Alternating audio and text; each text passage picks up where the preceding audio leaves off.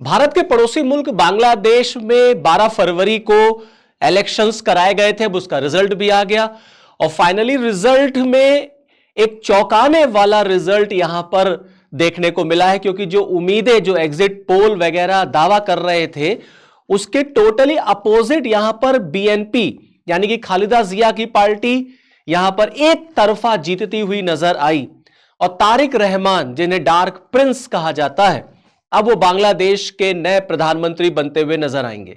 तो इस पूरे इलेक्शन को हम किस नजरिए से देखें, ये इलेक्शन क्या मैसेज देता है, क्या सिग्नल देता है, और अब तारिक रहमान जब बांग्लादेश के नए प्राइम मिनिस्टर बनेंगे तो भारत के लिए वो कितना प्लस और कितना माइनस है? क्या भारत के लिए ये राहत की सांस है या इससे हमारी चिंताएं बढ़ेंगी?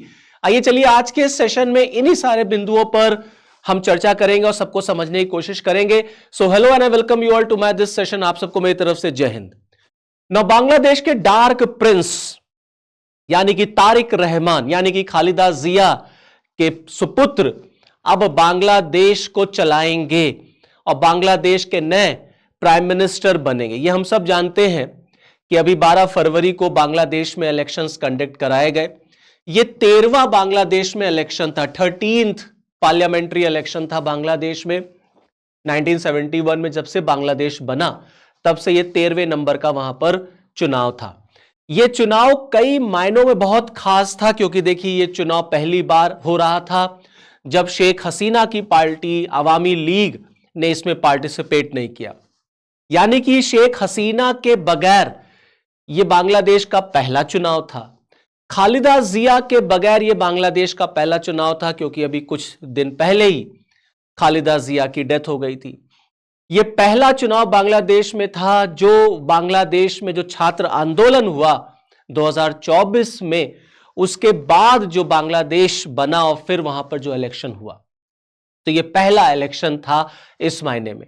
और तारिक रहमान बांग्लादेश के दूसरे पुरुष प्रधानमंत्री होंगे। इससे पहले बांग्लादेश के फाउंडर कह लीजिए, पिता कह लीजिए, फादर कह लीजिए, मुजीबुर रहमान बांग्लादेश के प्राइम मिनिस्टर बने थे, फिर बाद में वो राष्ट्रपति भी बने बांग्लादेश के।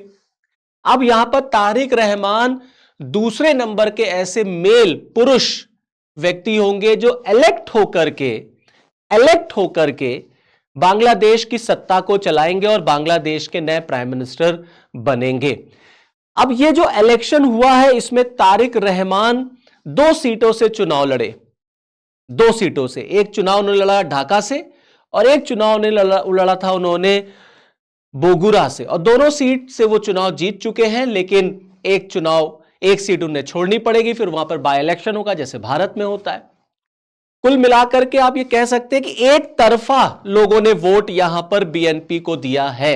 एक तरफा वोट बीएनपी को मिला है और जमात यहां पर सेकंड नंबर पे आई है। मतलब अपोजिशन में जमात बैठेगा, विपक्ष में जमात रहेगा। तो लोगों ने, खास तौर से जो वहां पे अल्पसंख्यक लोग हैं, जो हिंदू कम्युनिटी के जो लोग हैं वहां पर, उन्होंने जमात को रिजेक्ट कर दिया और जमात को टोटल 299 सीट्स पर जो इलेक्शन हुआ उसमें 213 सीटें, 151 बहुमत के लिए चाहिए होता है, 213 सीटें जो है वो बीएनपी को मिली। तो एक तरफा आप मान लीजिए पूरा इलेक्शन एक तरफा था और जमात को जो है 70+ सीटें ही वहां पर मिल पाई हैं। तो जो जमात, जिस तरीके से जमात का एक हाइप क्रिएट हुआ था और जिस तरीके से बांग्लादेश में हिंदुओं के ऊपर वहां पर अत्याचार, वहां पर जो हमने देखा, जिस तरीके से मोहम्मद यूनुस के टाइम पर जमात किस तरीके से एक्टिव हो गया था और खास तौर से वहां पे अल्पसंख्यक हिंदुओं के ऊपर, उनके मंदिरों के ऊपर जो अटैक हुआ, ऑटोमेटिकली ये रिजल्ट जो है वो बहुत कुछ कहता है। ये रिजल्ट बांग्लादेश में ये दिखाता है कि बांग्लादेश अब बदलना चाहता है, बांग्लादेश चेंज होना चाहता है। बांग्लादेश भी एक आगे चल करके एक अच्छा बांग्लादेश, जिसकी छवि दुनिया भर में साफ हो, जहां अल्पसंख्यकों के ऊपर अत्याचार ना हो रहा हो, ऐसा बांग्लादेश जो है वो चाहता है। क्योंकि तारिक रहमान जब 17 साल के बाद बांग्लादेश पहुंचे थे तो इन्होंने वहां की जनता से यह वादा भी किया था और इस चुनाव में भी इन्होंने यह वादा किया कि अगर हमारी सरकार बनेगी तो हम अल्पसंख्यकों को सुरक्षा देंगे, स्टेबिलिटी देंगे, स्थिरता देंगे और बांग्लादेश फर्स्ट की पॉलिसी को इंप्लीमेंट करेंगे and we will make Bangladesh great again. इस तरीके की बातें तारिक रहमान ने वहां से लोगों से की थी और वहां के लोगों ने तारिक रहमान की इन सारी बातों पर विश्वास किया और जमात को लोगों ने जो है एक तरीके से रिजेक्ट कर दिया, डिनाय कर दिया।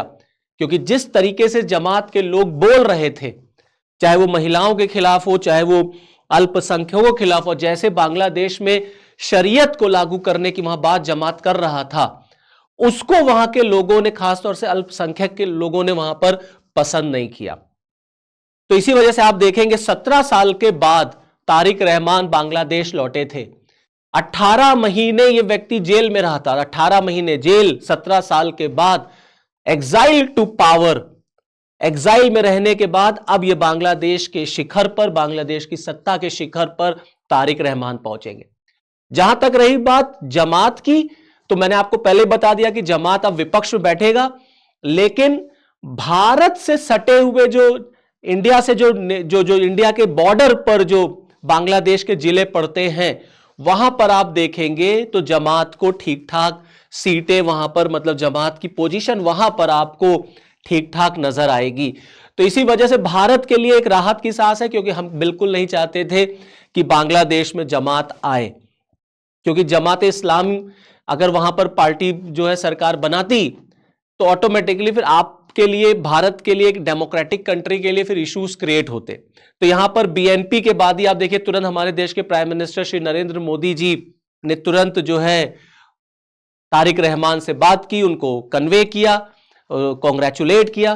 तो मैं यहां पर पढ़ना चाहता हूं कि देखिए उन्होंने क्या लिखा। I convey my warm congratulations to mister Tarique Rahman on leading BNP to a decisive victory in the parliamentary elections in Bangladesh. क्योंकि देखिए भारत का पड़ोसी मुल्क है बांग्लादेश, तो हम कतई ये नहीं चाहते हैं कि बांग्लादेश में कैओटिक सिचुएशन, खून खराबा या डिस्टर्बेंस रहे। हम हमेशा चाहेंगे कि बांग्लादेश में डेमोक्रेटिकली इलेक्टेड सरकार रहे, पीस रहे, प्रॉस्पेरिटी रहे, खास तौर से जो अल्पसंख्यक है वहां पर वो सुरक्षित रहे, क्योंकि वो आपका पड़ोसी मुल्क है। This victory shows the trust of the people of Bangladesh in your leadership. जो विश्वास, जो बातें आपने कही थी, लोग उस बात पर उन लोगों ने भरोसा किया। India will continue to stand in support of a democratic, progressive and inclusive Bangladesh. Bharat हमेशा एक डेमोक्रेटिक, इंक्लूसिव और प्रोग्रेसिव बांग्लादेश के साथ खड़ा रहेगा। And I look forward to work with you to strengthen our multi faceted relations and advance our common development goals. Bharat हमेशा जो है वो बांग्लादेश के साथ मिलकर के अपने जो गोल्स हैं, अपने जो सपने, जो कॉमन गोल्स हैं, उस पर वो काम करना चाहेगा। इसका मतलब है कि भारत ने ये क्लियर कर दिया कि हम बांग्लादेश के साथ मिलकर के दोनों देशों के लोगों की भलाई के लिए काम करना चाहते हैं। तो अब तारिक रहमान को यह तय कर लेना है कि तारिक रहमान भारत के साथ कैसा रिलेशन डेवलप करना चाहते हैं। इस इलेक्शन के रिजल्ट से कई और मैसेजेस भी है, कई और क्वेश्चंस भी यहां से पुटअप होते हैं। जैसे फॉर एग्जाम्पल इंडिया के साथ क्या रिलेशन रहेगा वो तो है ही है, हमारे लिए ये इलेक्शन क्या लेकर के आया है, खास तौर से फिर उसके बाद शेख हसीना का अब क्या होगा, what next for Sheikh Hasina, और आपके मोहम्मद यूनुस कहां जाएंगे, उनका क्या होगा, और पाकिस्तान के लिए किस तरीके से यहां पे मैसेज मिलेगा, हम उस पर भी बात करेंगे। आप देखिए हमारे प्राइम मिनिस्टर साहब जब खालिदा जिया जो है वो हॉस्पिटलाइज्ड थी, तो खालिदा जिया के लिए भी पीएम साहब ने, उनकी हेल्थ के लिए, उनके स्वास्थ्य के लिए पीएम साहब ने मैसेज कन्वे किया था। Deeply concern to learn about the health of Begum Khaleda Zia who has contributed to Bangladesh public life for many years. तो भारत ने हमेशा जो अपनी तरफ से ये कोशिश की है कि बांग्लादेश में शेख हसीना की सरकार हो, खालिदा जिया की सरकार हो, दोनों के साथ हमारे रिलेशंस अच्छे हो। हाँ, ये जरूर है कि जब शेख हसीना की सरकार होती है तो वहां अल्पसंख्यक भी सुरक्षित होते हैं और इंडिया के साथ उनके रिलेशंस भी जो है वो अच्छे होते हैं, क्योंकि शेख हसीना के लिए भारत केवल एक पड़ोसी मुल्क नहीं है, मोर देन दैट है।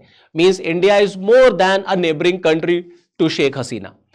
खालिदा जिया के साथ भी भारत के रिलेशंस आप कह सकते हैं सो ही चलते हैं। खालिदा जिया इंडिया को लेकर के बहुत ज्यादा प्रोग्रेसिव या बहुत ज्यादा पॉजिटिव एटीट्यूड नहीं शो करती, वो ज्यादातर चाइना टिल्टेड मानी जाती है। लेकिन जमात तो बिल्कुल पूरी तरीके से पाकिस्तान टिल्टेड है। इसीलिए पाकिस्तान को यहां पर अब टेंशन है, क्योंकि पाकिस्तान यहां पे हारता हुआ नजर आ रहा है।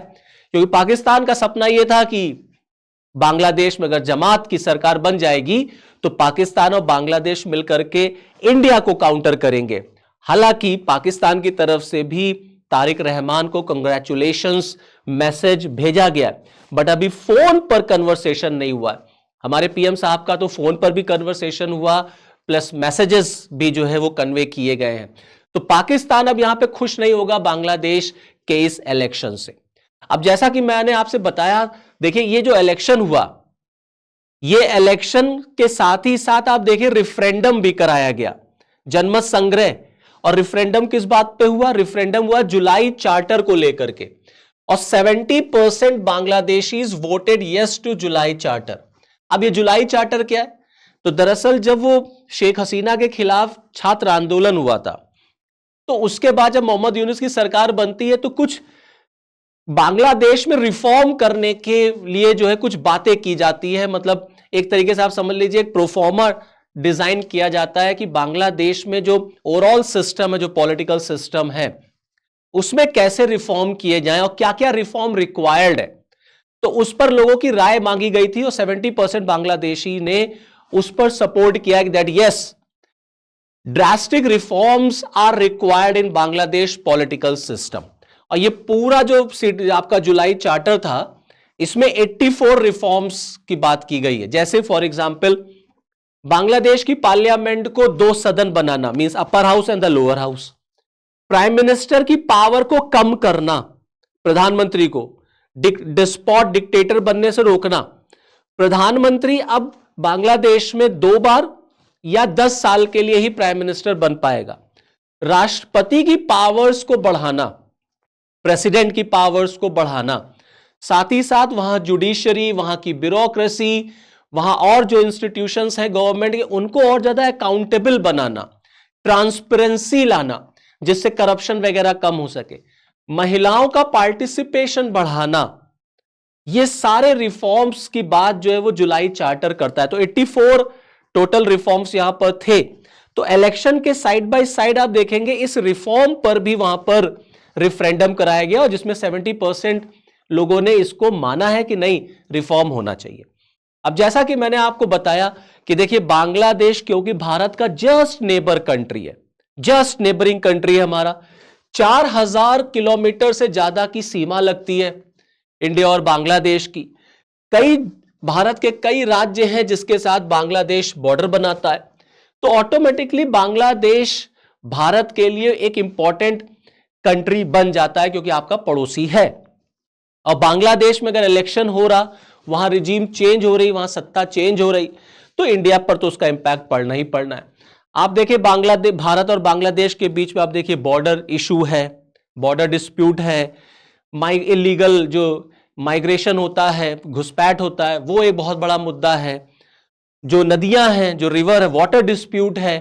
तो तारिक रहमान अब जब नए प्राइम मिनिस्टर बनेंगे बांग्लादेश के, तो उनको इन सब पर भारत के साथ काम करना पड़ेगा। जो इन्फिल्ट्रेशन होता है, जो घुसपैठ होता है, स्पेशली वेस्ट बंगाल और असम के रीजन में, जो वाटर डिस्प्यूट नदी को लेकर के, जैसे तिस्ता वगैरह जो डिस्प्यूट है, उस पर इनका स्टैंड, तो इन सब चीजों पर तारिक रहमान को भारत के साथ मिलकर के काम करना है।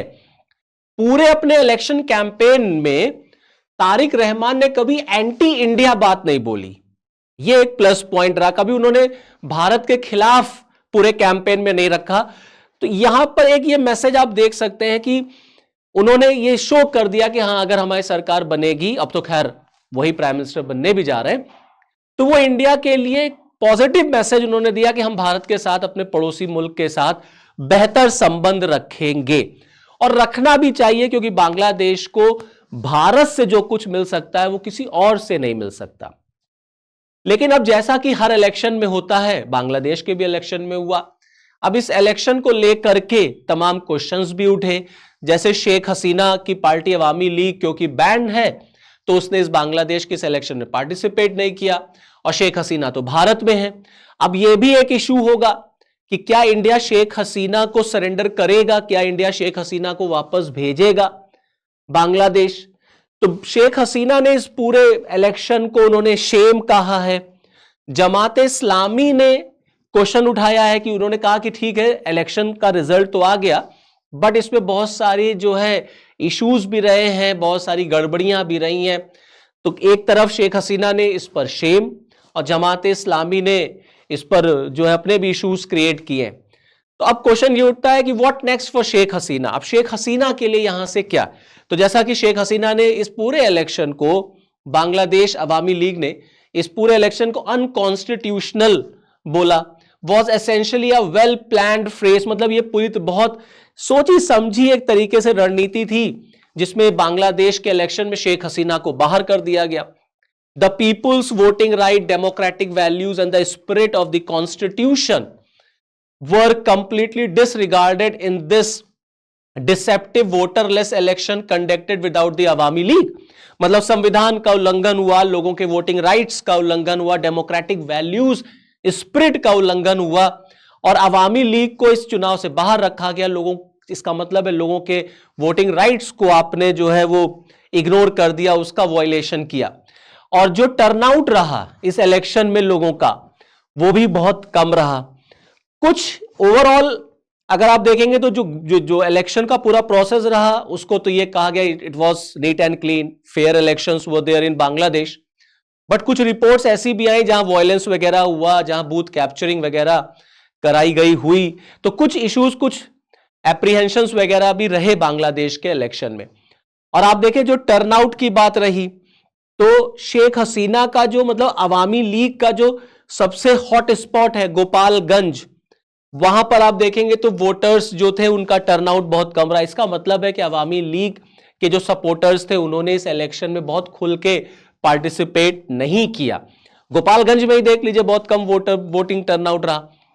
आप देखें 2026 में ओवरऑल जो वोटर्स टर्नआउट रहा वो नियर अबाउट 60% रहा, 59.4% रहा। और जो 2008 में इलेक्शन हुआ था वो 87% टर्नआउट था।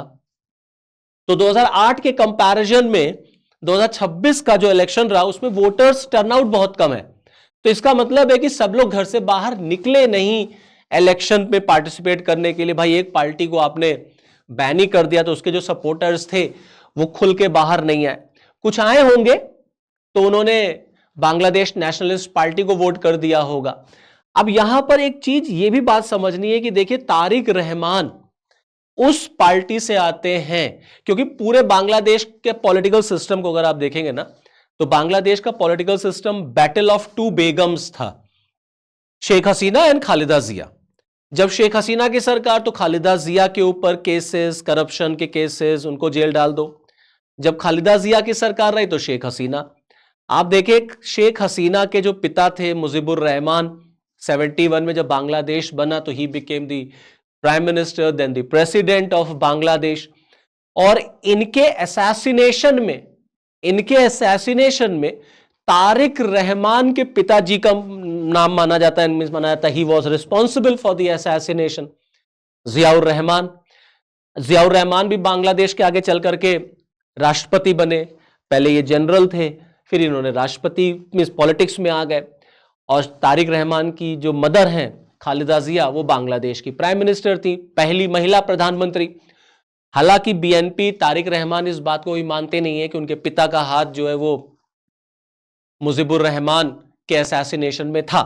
बट ये तो सभी लोग जानते हैं कि फाइनली फिर वहां पर कूप हुआ और मुजीबुर रहमान का वहां पर मर्डर हुआ।